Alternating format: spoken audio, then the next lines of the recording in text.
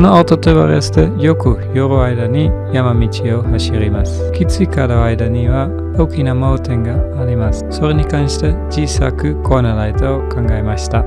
そしてライト、ワイヤー、コネクタとスイッチを買いました。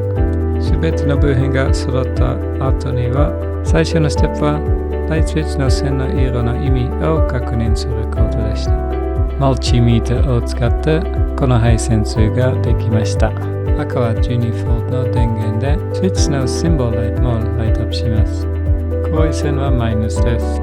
青線はスイッチの四角のライトをライトアップします。と、アウトプット用 12V 電源です。バトンを押すと、そのスイッチオンになったら、黄色は 12V のアウトプットです。12V 電源がナビのイルミネーションの線からブランチされました。それがダッシュの裏側で、ドア側のスイッチにつなげました。スイッチを取り付けた後、黄色のワイヤーを運転席足元からエンジンルームに配線しました。ライト車両に取り付くために地元のホームセンターでブラケットを購入し調整しました。そのため純正のフットヒンジボルトをより延長されたボルトに交換することでフットヒンジに取り付くことができます。最後にエンジンルームの配線が完了できました。結果を見せる前にはこの DIY プロジェクトの金額の情報を説明します。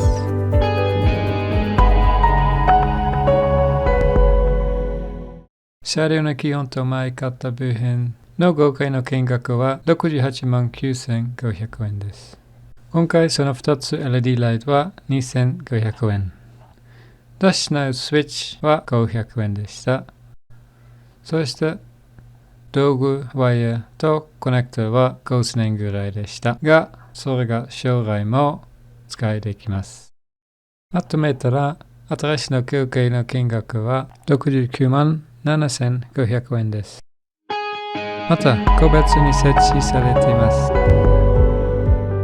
エンジンルームはこんな感じです。各ライトにはコネクタがついているので、簡単に外すことができます。フロントグラス顔の高い位置にライトを設置し、車両の側面に向けてました。このように、このライトが私にとって最も効果的です。ここで過去を詳しく見てみましょう。地元の DIY ショップから黒いブラケットを入手し、ライトには銀のブラケットが不足していました。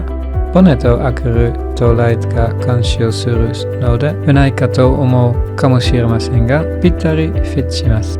ご想像の通り、このようなライトを作ると、特に高速走行時に余分な空気抵抗が発生します。でも、数秒で水平になるように調整できるので問題ありません。スイッチは OEM スイッチのように見えます。ライトをつけたものですが、動画で見ると少し違って見えます。コーナーライトの電気を消してみるとこんな感じです。そしてライトが点灯した状態で、この動画で以上です。